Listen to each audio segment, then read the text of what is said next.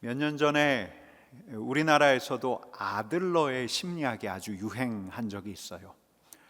융, 프로이트 이제 못지않게 유명한 심리학자 중에 이 알프레드 아들러라는 분이 있는데, 이분의 사상을 대화 형식으로 정리한 미움받을 용기라는 책이 베스트셀러가 되었죠. 미움받을 용기예요. 미움받을 용기. 이 아들러는 인간의 고민의 상당 부분이 인간관계에서 비롯되는데, 이 관계에서 자유할 수 있는 길을 제안했어요. 미움받을 용기가 있으면 된대요. 한 대목 제가 가지고 왔는데 우리 같이 한번 읽어보겠습니다. 남이 나에 대해 어떤 평가를 내리든 마음에 두지 않고, 남이 나를 싫어해도 두려워하지 않고, 인정받지 못한다는 대가를 치르지 않는 한 자신의 뜻대로 살 수 없어. 자유롭게 살 수 없어. 그러니까 인정 욕망에 따라 살지 않고 남의 평가에 개의치 않고 살아가는 거, 이게 이제 자유한 삶이라는 거예요. 그러니까 요점은 이래요. 그가 나를 싫어하느냐 마느냐, 이게 그의 과제예요. 그가 나를 싫어하는지 마는지 내가 개입할 여지가 없어요. 싫어하지 않도록 노력은 할 수 있지만 또 그 결과에 대해서 그가 나를 정말로 싫어하는가 마는가는 내가 결정할 수 있는 문제가 아니죠. 그러니까 내가 미움을 받더라도, 그가 나를 싫어한다 하더라도 개의치 말라는 거예요. 미움받을 용기가 있을 때 자유한 삶을 살 수 있다는 거죠. 여러분 잘 들어오셔요? 어때요? 그러니까 미움받을 용기가 있으면 다른 사람의 인정과 평가로부터 자유한 삶을 살아갈 수 있다는 거죠. 관계로부터 자유한 삶을 살아갈 수 있다는 거예요. 여러분, 하지만 미움이야 받는 거지 하고 넘길 수 있고, 또 나를 미워하는 사람 피할 수 있고 그에게 무관심한 척 할 수 있지만, 인간의 감정은 그렇게 간단하지가 않아요. 그가 나를 미워하면 나도 그를 미워해요. 그렇죠? 감정은 되게 상호적이에요. 그럼 과제가 하나 남아요. 그가 나를 미워하든 말든 내가 개입할 여지가 없고 내 과제가 아니에요. 하지만 그가 나를 미워했기에 나에게 생긴 그에 대한 미움, 나에게 생긴 이 감정, 내가 그를 미워하는 이 감정을 처리해야 해요. 이건 내 과제예요. 여러분, 그가 나를 미워하고 내가 그를 미워하는 감정이 생겼을 때, 이제 요즘 우리에게 주어지는 해법은 이런 거예요. 그냥 두라고. 자연스럽게 그냥 두라는 거예요. 내 감정 어찌하려고 하지 말고, 억지로 무언가 하려고 하지 말고, 미우면 그냥 미운 대로 두라는 거예요. 자연적으로 소멸될 때까지. 좀 더 구체적인 해법을 제시하면 이래요. 그와 이제 거리를 두면서 살래요. 좀 멀리 떨어져서 지내라고.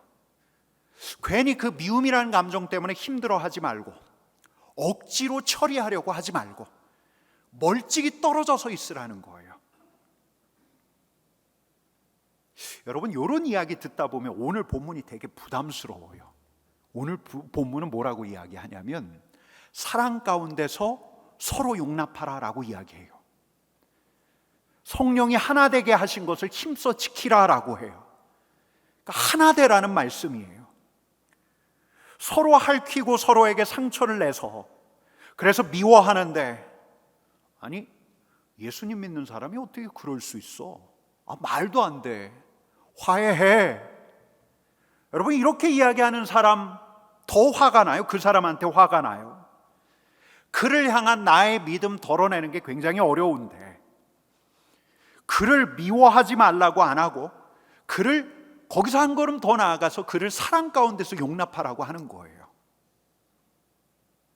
여러분, 사람과 사람 사이에 불화가 생겼어요. 불화가 생기면 갈라지면 돼요. 갈라져서 안 보면 돼요. Out of sight, out of mind예요. 안 보면 미움이 가라앉아요. 근데 사도 바울은 교회 공동체 안에서 갈라지는 것 자체를 아예 존재하지 않아요. 갈라진 공동체도 하나로 봉합하려고 들어요. 서로 갈라세운 담 그리스도께서 무너뜨리셨잖아 라고 이야기해요. 서로 사랑으로 용납하라고 해요. 야, 진짜 나이브하기 이를 데 없다. 사도 바울이 관계의 문제를 안 겪어서 그런 거겠지. 여러분, 그래서 이제는 우리 성도들도 사도 바울의 권면보다는 다른 조언들, 아들러의 조언에 귀를 기울이는지도 몰라요. 관계에 너무 집착하지 말라고, 개인의 자존심을 세워주는 조언, 그래서 현실적인 것 같은 조언에 더 귀를 기울이게 돼요. 여러분, 근데 우리는 지금 에베소서를 계속 보고 있어요. 사도 바울이 우리에게 어떤 권면을 하든지 귀담아 들을 차례예요. 그의 권면이 정말로 나이브한 권면인지, 이상적인 권면에 불과한지 오늘 좀 따져보려고 해요. 여러분, 1절 말씀 한번 같이 읽겠습니다. 그러므로 주 안에서 갇힌 내가 너희를 권하노니 너희가 부르심을 받은 일에 합당하게 행하며, 사도 바울이 뭐라고 이야기하냐면 너희가 부르심을 받은 대로 합당하게 행하며, 그 말씀은 무슨 이야기인고 하니 우리가 부르심을 받은 자라는 거예요. 어떤 부르심이지? 여러분, 아마 생각나시는 분이 있을 거예요. 에베소서 1장 2장에서 계속 나왔던 게 몇 가지 부르심이 있어요. 첫째는 하나님의 자녀로의 부르심이에요. 한번 읽어볼게요. 에베소서, 우리 복습하는 셈 치고 에베소서 1장 4절 5절 말씀을 같이 읽겠습니다. 곧 창세전에 그리스도 안에서 우리를 택하사 우리로 사랑 안에서 그 앞에 거룩하고 흠이 없게 하시려고 그 기쁘신 뜻대로 우리를 예정하사 예수 그리스도로 말미암아 자기의 아들들이 되게 하셨으니, 하나님께서 우리를 부르셨어요. 자기의 아들들로, 하나님의 자녀로 우리를 부르셨어요. 여러분, 또 부르심이 있어요. 거룩한 성도, 하나님의 가족으로의 부르심. 이제 에베소서 2장 19절 말씀 같이 읽어보겠습니다. 그러므로 이제부터 너희는 외인도 아니요 나그네도 아니요 오직 성도들과 동일한 시민이요 하나님의 권속이라. 하나님의 권속이라. 하나님의 가족이라. 우리 하나님께서 우리를 하나님의 가족으로 부르셨다는 거예요. 또 있어요. 교회로의 부르심. 여러분, 에베소서 2장 22절 말씀 같이 읽어보겠습니다. 너희도 성령 안에서 하나님이 거하실 처소가 되기 위하여 그리스도 예수 안에서 함께 지어져 가느니라. 하나님이 거하실 처소, 하나님이 임재하는 처소, 교회, 성전으로의 부르심이 있어요. 얘들아, 너희는 오늘부터 내 자녀다. 얘들아, 너희들은 오늘부터 내 가족이다. 얘들아, 오늘부터 너희가 내 처소다. 여러분, 하나님께서 어느 날 갑자기 우리를 부르셔가지고 이렇게 된 게 아니죠. 사도 바울은 에베소서 1장부터 3장까지 줄기차게 이야기를 했어요. 하나님께서 태초부터 작정하셨고 그리스도의 속량으로 말미암아 우리 죄를 사하셔서 우리를 하나님의 가족, 하나님의 권속이 되게 하셨고, 더 나아가 그리스도 안에서 우리를 함께 지어져가는 하나님의 처소가 되게 했다. 여러분, 에베소서 1장부터 3장까지는 복음이 나와 있어요. 예수 그리스도를 통해서 우리 하나님께서 누구를 위하여요? 우리를 위하여 하신 일. 그게 에베소서 1장부터 3장까지 나와 있는 이야기였어요. 그 결과로 이 자리에 있는 저와 여러분이 부르심을 받은 거예요. 여러분, 그러니까 사도 바울은 우리 한 사람 한 사람, 우리 공동체의 부르심이 얼마나 값진 부르심인가를 에베소서 1장부터 3장까지 먼저 이야기한 거예요. 그러니까 그 부르심은 하나님의 값진 사랑과 은혜의 결과고, 그 부르심은 하나님의 신비로운 구원의 지혜가 있었던 부르심이었고, 여러분, 게다가 사도 바울은 그것도 모자라서 교회 공동체, 교회의 성원들이 하나님의 부르심을 기억하기 위해서 다음과 같이 간구했죠. 감정에 휘둘리는 우리 자신을 위해서 너희 속사람이 성령으로 말미암아 능력으로 강건하게 되기를 원합니다라고 기도했어요. 그리스도께서 우리와 함께 계시기를 간구했어요. 우리가 사랑함으로써 그리스도의 사랑의 너비와 길이와 높이와 깊이를 헤아려 가기를 기도했어요. 더 나아가서 하나님의 충만하신 것으로 충만하기를, 부르심은 받은 자들 안에 하나님의 충만한 은혜가 있기를, 하나님의 충만한 사랑이 있기를 사도 바울이 간절히 간구한다고 했어요. 그러고 난 다음에 하는 이야기가 바로 이거예요. 우리 한번 같이 읽어보겠습니다. 같이 읽겠습니다. 시작. 너희가 부르심에 받은 일에 합당하게 행하며. 그러니까 요약하면 이런 거예요. 여러분을 향한 부르심은 값진 은혜의 부르심입니다. 그러니 그 부르심에 합당하게 행하기를 내가 진실로 간구합니다. 아마 이런 이야기일 거예요. 그리고 그 다음에 이어지는 말씀이 바로 2절 말씀인데, 여러분 우리 2절 말씀 같이 읽어보겠습니다. 같이 읽겠습니다. 모든 겸손과 온유로 하고 오래 참음으로 사랑 가운데서 서로 용납하고, 모든 겸손과 온유로 하고 오래 참음으로 사랑 가운데서 서로 용납하고. 여러분 사도 바울은 2절 말씀에서 4가지 덕목에 대해서 이야기를 해요. 먼저 나오는 게 겸손이에요. 겸손이 뭔가? 하나님, 삶이 내 바람대로, 내 뜻대로, 내 계획대로 잘 안 되네요.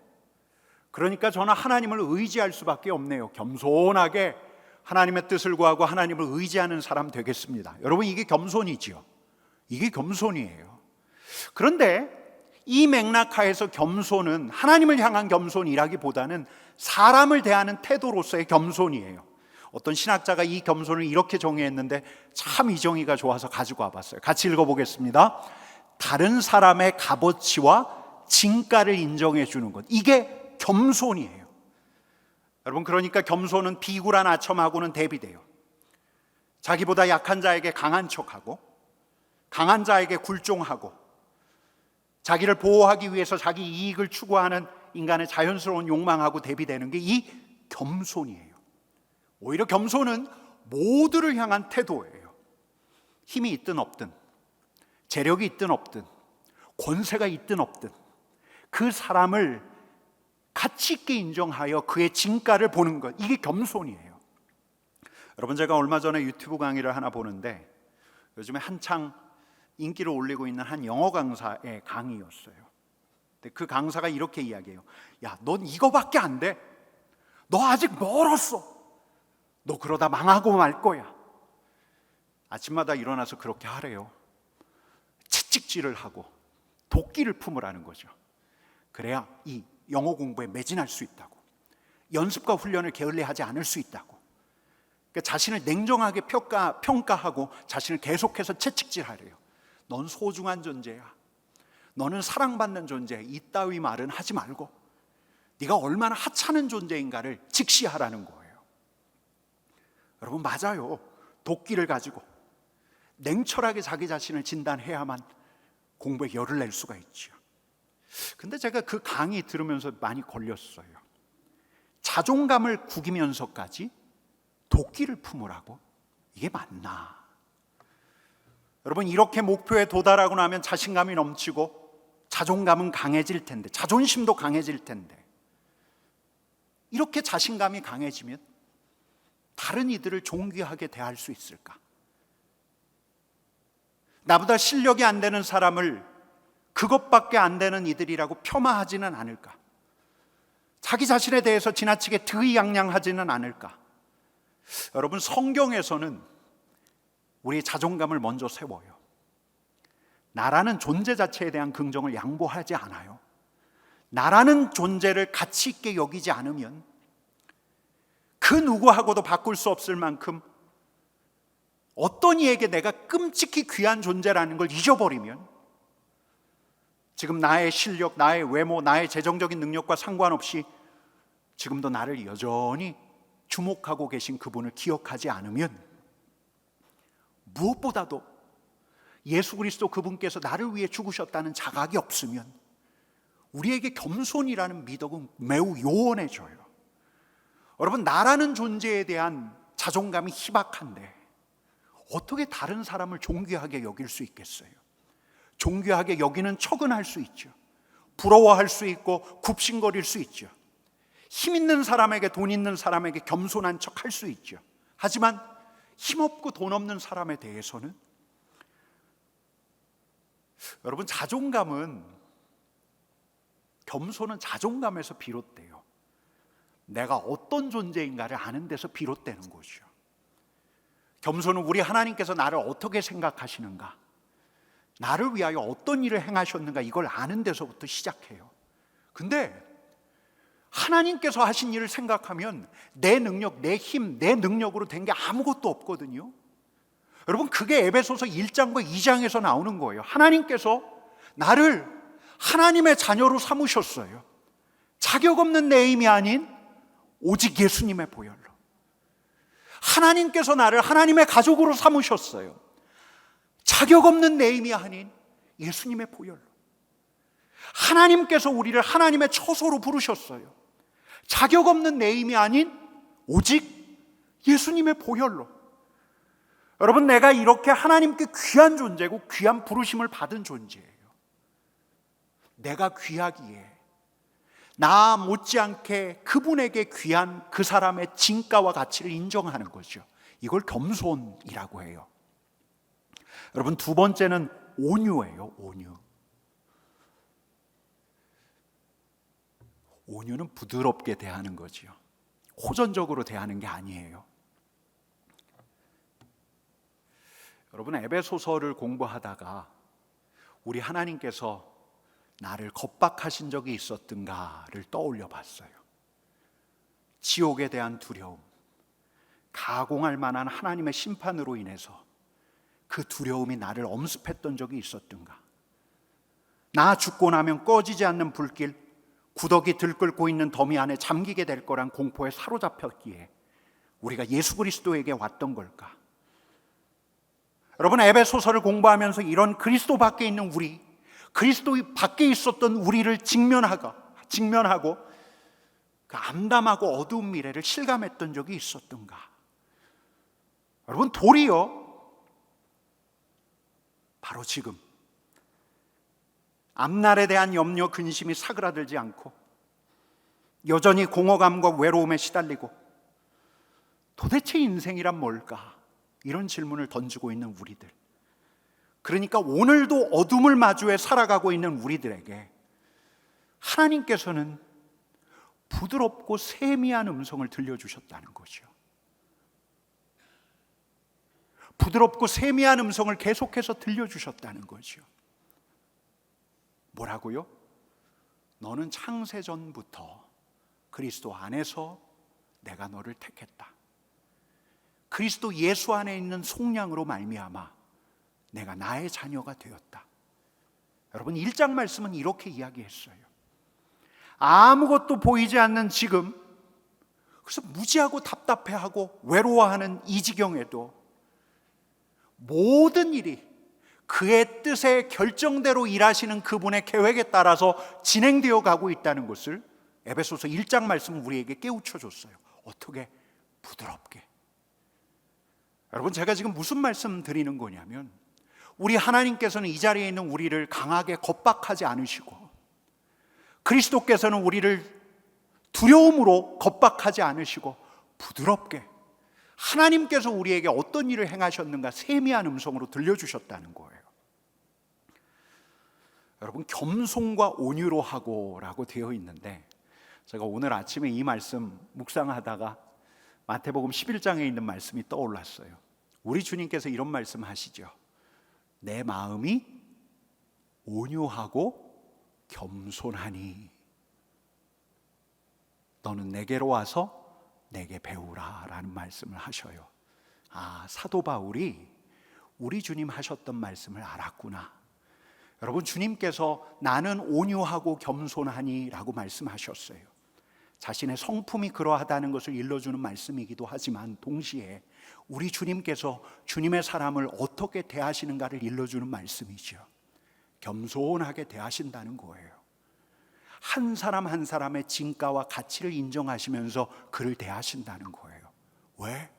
우리 주님은 겸손하게 사람을 대하시는 분이니까. 뿐만 아니라 우리 주님께서는 온유하게 말씀하시는 분이셔요. 우리를 두려움으로 몰아넣지 않으시고 도리어 우리에게 행하신 일들을 차분하게 일러주시는 거죠. 부드럽게, 세미한 음성으로.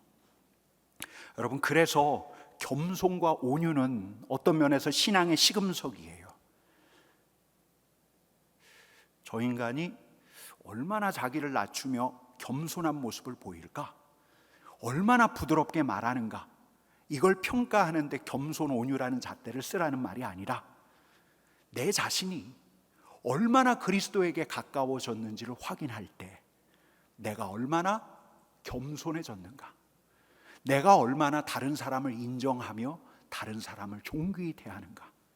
내가 얼마나 상대에 대해서 부드럽고 온화하게 이야기하는가? 이걸 살피라는 말이죠. 잘 따라오고 계시죠? 세 번째는 오래 참음입니다. 겸손과 사랑으로 하고 오래 참음으로 사랑 가운데 서로 용납하고 라고 했습니다. 여러분, 오래 참음이에요. 여러분, 무엇보다도 사도 바울이 신앙인들에게 제안했던 건 인내예요. 오래 참는 거, 서로에 대해서 오래 참는 거. 여러분, 제가 오늘 말씀 묵상하다가 그런 생각이 들었어요. 사도 바울에게 가장 취약했던 게 뭘까? 젊은 시절 혈기 많았던 사도 바울에게 가장 취약했던 게 뭘까? 아마 인내가 아니었을까, 그런 생각을 해보았어요. 왜냐하면 이런 대목을 우리가 기억하고 있기 때문이에요. 사도행전 15장 37절부터 39절까지 말씀, 14장 말씀입니다. 우리 같이 읽어보겠습니다. 같이 읽겠습니다. 바나바는 마가라 하는 요한도 데리고 가고자 하나 바울은 밤빌리아에서 자기를 데리고 떠나 함께 일하러 가지 아니한 자를 데리고 가는 것이 옳지 않다 하여 서로 심히 다투고 피차 갈라서니 바나바는 마가를 데리고 배 타고 구브로로 가고. 여러분, 이게 무슨 말씀이신지 아마 아실 거예요. 안디옥에서 사도 바울과 바나바가 1차 선교 여행을 떠났어요. 동행했던 이가 있었죠? 바나바의 생진 마가 요한. 근데 마가가 중간에 어디론가 다른 데로 가겠다는 거예요. 사도 바울이 뭐가 그리 마음에 안 들었는지 2차 전도 여행을 계획할 때 사도 바울이 강하게 동역자로서 마가 요한을 거부해요. 요한에 대해서, 마가에 대해서 참을 수가 없었던 거죠. 데리고 갈 수 없어. 나는 마가랑은 못 가. 사도 바울은 마가에 대해서는 참지 못했어요. 용납할 수가 없었어요. 근데 시간이 들어서 언제부턴가 사도 바울은 오래 참음을 권면하는 사람이 되었어요. 오래 참음으로 사랑 가운데 서로 용납하고. 여러분, 우리가 에베소서 2장 말씀, 1장 말씀을 계속 보았는데요, 사도 바울은 그리스도 안에서 일어난 일들을 헤아렸어요. 에베소서 2장 1절 말씀을 우리 같이 읽어보겠습니다. 같이 읽을게요. 그는 허물과 죄로 죽었던 너희를 살리셨도다. 우리 하나님께서 그리스도를 통해서 허물과 죄로 죽었던 여러분들을 살리셨습니다. 너희를 살리셨습니다. 너희를 살렸다라고 이야기해요. 여러분, 근데 사도 바울이 이렇게 이야기할 때 사도 바울은 관찰자 시점으로 허물과 죄로 죽었던 너희를 살리셨다라고 이야기하는 걸까요? 아니에요. 사도 바울은 아마 이 대목을 이야기하면서 소름이 돋았을 거예요. 너희 안에 나도 포함이 되는 걸. 허물과 죄로 죽어야 했던 이들은 너희이기 이전에 나였는 걸. 그래서 사도 바울이 에베소서 말씀에서 3장 8절에서 이런 말씀을 하죠. 우리 한번 같이 읽어보겠습니다. 모든 성도 중에서 지극히 작은 자보다 더 작은 나. 여러분, 그러니까 오래 참음을 대입해서 읽으면 이런 거예요. 모든 성도 중에서 지독히도 못 참을 만한 바로 나, 그 나를 우리 하나님께서 사도로 삼으셨습니다라고 이야기하고 있는 거예요. 여러분, 그러니까 사도 바울은 시간이 지나면 지날수록 예수 그리스도를 통해서 하나님께서 우리를 위해 하신 일을 생각해서 예수 그리스도를 적대했던 자신에 대해서 우리 하나님께서 얼마나 인고의 세월을 보내셨는가, 얼마나 오래 참으셨는가를 생각했던 거죠. 여러분, 그러면 한번 여러분들에게 물어볼게요. 마가 요한하고 헤어졌던 사도 바울이 마가 요한을 마지막에 용납했을까요? 안 했을까요? 했을까요? 안 했을까요? 둘 중에 하나입니다. 디모데후서 4장 11절 말씀, 노사도 바울이 디모데에게 부탁하는 말입니다. 같이 읽겠습니다. 내가 올 때에 마가를 데리고 오라. 그가 나의 일에 유익하니라. 아멘. 오래 참음으로 사랑 가운데서 서로 용납하고, 이제 마지막으로 남은 건 사랑이에요. 여러분, 어떤 의미에서 사랑은 겸손, 온유, 오래 참음의 총합이라고 이야기할 수 있죠. 사도 바울이 이렇게 이야기해요. 모든 겸손과 온유로 하고, 모든 겸손과 온유로 서로를 깍듯이 대하고, 오래 참음으로 사랑 가운데서 서로를 용납하십시오. 그리스도께서 자신의 피조물을 겸손하게 온유하게 대하셨어요. 그리고 오래 참으셨어요. 사도 바울에 대해서는요, 사도 바울, 예수 그리스도를 적대하는 사도 바울을 단칼에 날리시지 않으시고, 그의 무릎을 꿇게 하신 다음에 그의 귀에 울리는 쩌렁쩌렁한 소리로 공포를 조장하지 않으시고, 예수 그리스도께서 사도 바울에게 온유하게, 겸손하게, 사랑 가운데서 오래 참으심으로 서로 용납하셨거든요. 그래서 사도 바울이 이런 말을 하는 거지요. 로마서 8장 38절 39절 말씀 같이 읽어보겠습니다. 내가 확신하노니 사망이나 생명이나 천사들이나 권세자들이나 현재일이나 장래일이나 능력이나 높음이나 깊음이나 다른 어떤 피조물이라도 우리 주 그리스도 예수 안에 있는 하나님의 사랑에서 끊을 수 없으리라. 하나님의 사랑에서 우리를 끊어낼 수 있는 사람이 아무도 없습니다. 여러분, 그러니까 우리 그리스도 공동체는 하나님의 사랑, 그리스도의 사랑의 너비와 길이와 높이와 깊이를 헤아릴 수 있어야만 합니다. 하나님의 사랑에 충만하심으로 충만해져야 합니다. 그래야만 그리스도 공동체가 되는 겁니다. 여러분, 사랑 안에서 사랑의 길이 트이기 때문이에요. 여러분, 우리가 그분에게 어떤 존재인가를 생각하고, 그 사람 또한 그분에게 어떤 존재인가를 생각하는 것, 그의 진가, 그의 가치를 염두하는 것, 이걸 겸손이라고 했어요. 우리를 부르셨던 우리 주님의 방식으로 사람을 대하는 거예요. 어떤 방식? 온유한 방식으로. 무엇보다 우리에게 끊어낼 수 없는 그리스도의 사랑을 염두하는 거죠. 여러분, 이 그리스도께서 사도 바울에게 하셨던 방식, 그리스도께서 그분의 공동체에게 행하셨던 방식이 이제 공동체 안에서 우리의 관계의 질서가 되어야 한다는 거예요. 그게 2절 말씀인데, 우리 2절 말씀 정리하는 셈 치고 한번 같이 읽겠습니다. 모든 겸손과 온유로 하고 오래 참음으로 사랑 가운데에서 서로 용납하고, 그리고 나오는 게 3절이에요. 3절 말씀 같이 읽겠습니다. 평안을 매는 줄로 성령이 하나 되게 하신 것을 힘써 지키라. 아멘.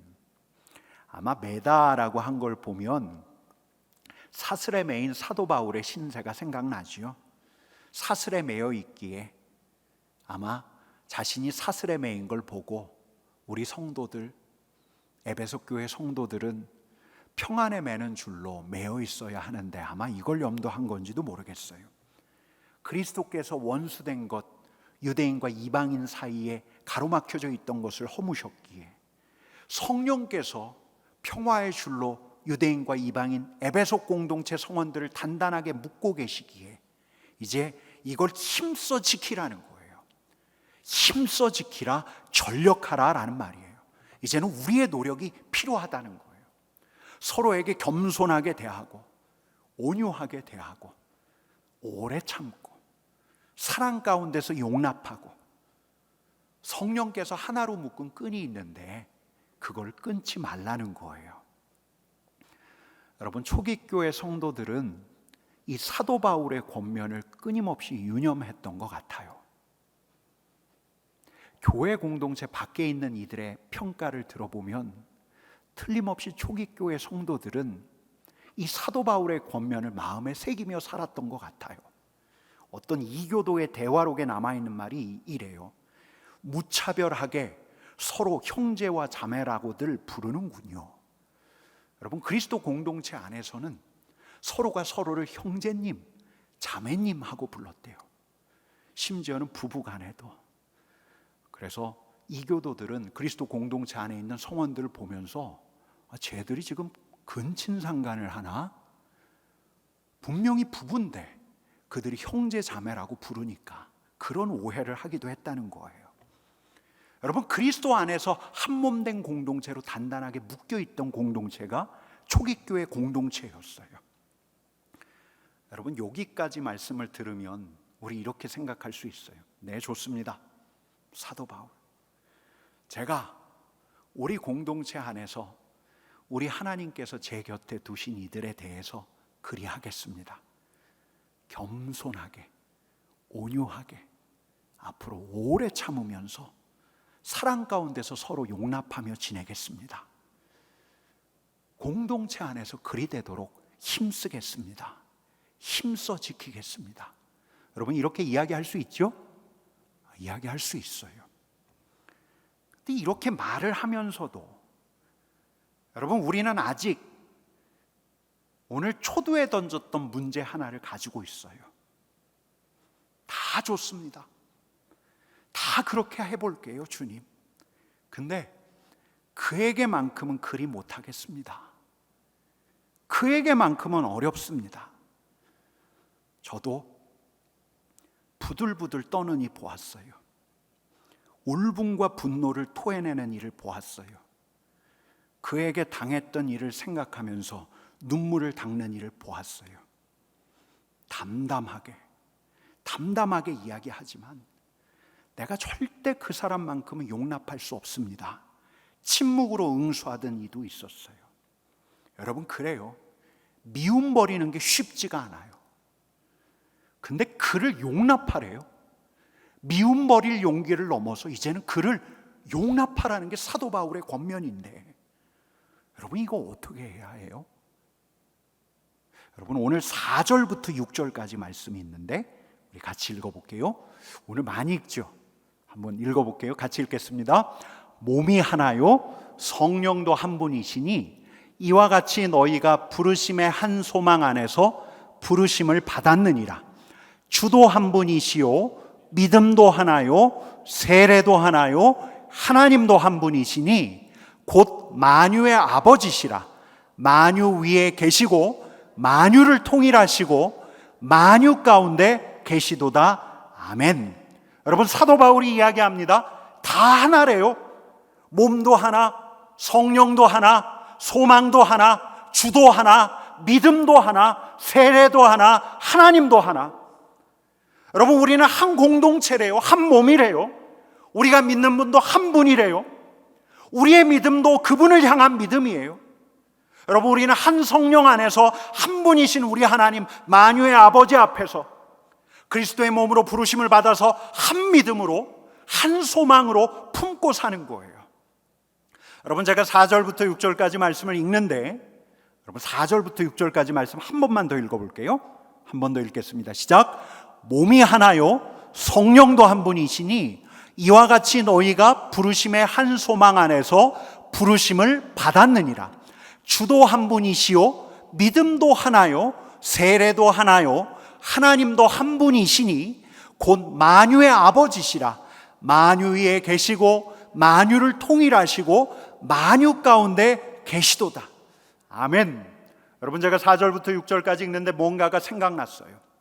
한 몸 된 공동체가 하나의 믿음으로 한 주님께, 한 몸 된 공동체가 한 소망을 품고 한 하나님께, 이게 뭘까?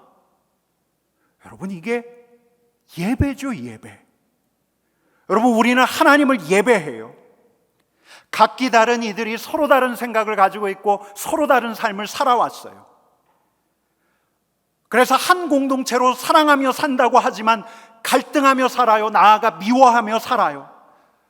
그런데 이렇게 각기 다른 이들이 한 믿음 안에서 한 분을 보면서 한 소망을 품는 시간이 있어요. 여러분, 그게 뭐죠? 예배예요, 예배. 여러분, 교회는 한 분이신 우리 주님을 예배하면서 한 믿음을 가졌어요. 교회는 한 성령 안에서 예배하면서 한 소망을 품었어요. 교회는 한 자리에서 한데 모여 예배하면서 한 분이신 하나님을 바라보았어요. 여러분, 예배 안에서 우리를 부르신 분 앞에서 우리뿐만 아니라 이 자리에 있는 우리 모두가 존귀해지는 자리. 그래서 알게 모르게 우리 자신뿐만 아니라 얘도 존귀해, 이걸 깨닫게 되는 자리. 우리를 강제하거나 우리를 겁박하지 않고 우리를 온유하게 대하신 그리스도를 뵙는 자리, 그게 예배죠. 그래서 알게 모르게 우리 자신이 좀 더 온화해지는 자리, 더 부드러워지는 자리, 우리에 대해서 얼마나 참으셨는가를 실감하는 자리, 그게 예배죠. 그래서 알게 모르게 더 참을 힘을 얻게 되는 자리, 그게 예배예요. 우리에 대한 사랑과 은혜에 감격하는 자리, 그래서 알게 모르게 그분의 사랑 때문에 나에게서도 사랑이 흘러나가는 자리, 그게 예배예요. 보이지 않는 끈으로 성령 안에서 우리를 단단히 매고 있다고 여겨지는 자리, 성령께서 나뿐만 아니라 우리 모두를 감동하게 하는 자리. 여러분, 우리가 하나로 앉아있는 그 자리에서 한 분이신 성령 하나님의 감동 아래서 한 분이신 그리스도의 놀라운 사건에 참여하고 한 분이신 성부 하나님께 한 목소리로 찬양해요. 어디서요? 예배 자리에서요. 여러분, 우리가 그 안에 있어요. 저와 여러분들이 그 안에 있어요. 그 안에 머물러 있어요. 여러분, 우리가 그 안에 머물러서 우리는 그 자리에서 그리스도의 겸손과 그리스도의 온유와 그리스도의 오래 참음과 그리스도의 사랑 안에 머물러 있는 거예요. 더 나아가 우리는 그 예배 자리 안에서 그리스도의 온유와 그리스도의 사랑과 그리스도의 오래 참으심과 그리스도의 사랑을 배우는 거예요. 여러분, 그러면서 우리는 그 안에서 우리 안에 있는 미움들이 점점 씻겨져 나가고 있다는 것을 경험하게 될 거예요. 그게 예배의 자리예요. 여러분, 용납, 용서의 은혜는 단박에 오지 않아요. 그러나 우리는 그 은혜의 장 안에서 우리의 죄뿐만 아니라 우리의 미움마저 씻어내는 그리스도의 은혜, 그리스도의 은총을 지금까지도 경험해 왔고 지금도 경험하고 있고 앞으로도 경험해 갈 거예요. 여러분, 믿으시죠? 여러분, 주님, 제가 지금 주님 예배하는 중에 겸손하시고 온유하신 우리 주님 뵐 수 있게 해주시고, 나에 대해서 오래 참으시는 주님 뵐 수 있게 해주시고, 주님의 사랑을 충분히 경험하게 하여 주옵소서. 그리하여 천천히 주님을 예배하는 가운데 주님을 닮아가게 하여 주옵소서. 주님, 저는 결국 그마저도 사랑하게 될 것입니다. 여러분, 성령께서 우리를 도우실 거예요. 우리가 한 공동체로 하나의 소망을 품고 한 분을 예배하면서 이 한때를 보내면 성령께서 우리로 하나 되게 하시는 그 기적 안에 있게 하실 거예요. 여러분, 믿으시죠? 여러분, 예배가 우리를 형성해 갈 거예요. 예배 안에서 한 주 되신 우리 주님을 한 소망을 품고 바라보는 그 자리에서 우리는 하나 되게 하시는 우리 하나님을 경험해 갈 거예요. 금방은 안 될 거예요. 천천히 우리가 알지 못하는 사이에 조금씩 우리는 그분께 마음을 열면서 우리 곁에 있는 이들에게 마음을 열게 될 거예요. 이게 사도 바울이 경험한, 또 무수한 신앙의 선배들이 경험한 예배의 신비인 것이요. 여러분, 오늘 에베소서 4장 4절부터 6절까지 말씀을 통해서 이 말씀 같이 나누고 싶어요. 성령께서 하나 되게 하실 거예요. 우리는 한 몸으로 한 주 되신 주님을 한 소망을 품고 예배하는 이들.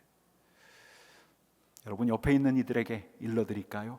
우리는 하나입니다 라고 말씀하겠습니다.